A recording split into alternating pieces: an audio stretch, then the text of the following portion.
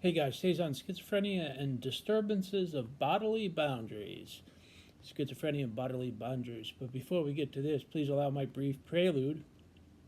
As you know, I conveniently recorded it for our mutual comfort, our mutual convenience, and our mutual luxury.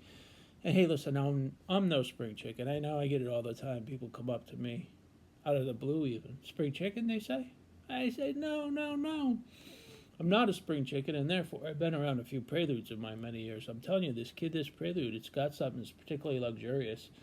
Like an ever luxurious, let's go with the bacon cheeseburger. Hello there, my name is Robert Francis. You've stumbled on my Unconquering Schizophrenia YouTube channel. Where me and the bird. Oh, the bird's on vacation, right. so I bring you book 5. Who's who? This is the cut of my jib right here for reasons of my medical confidentiality. I'm a licensed clinical social worker times 15 years. Dr. Sachs, Dr. Carpenter, Friston, Dr. Friston, Dr. Harvey. And that puts a little gray fleck in my beard. Thank you for joining me on my channel. Now to topic.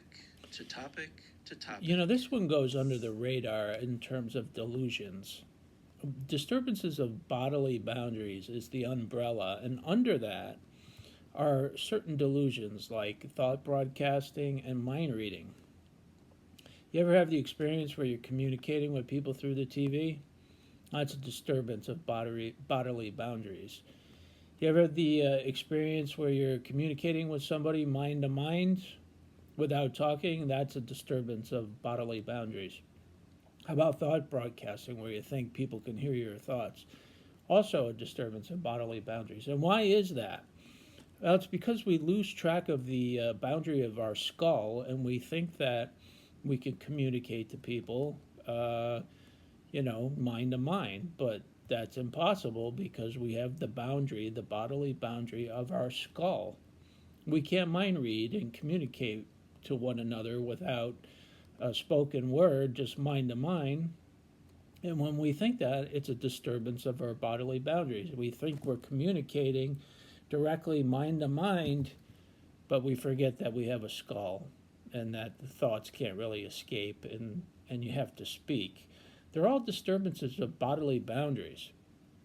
And when you kind of understand that, like thoughts can't leave your skull and you can't communicate without speaking, it's all about your skull. Things can't escape it. People can't see into your head. That's another one. It's really under the radar. Disturbances of bodily boundaries. It's a huge one, too, because mind reading and thought broadcasting, those two are huge delusions.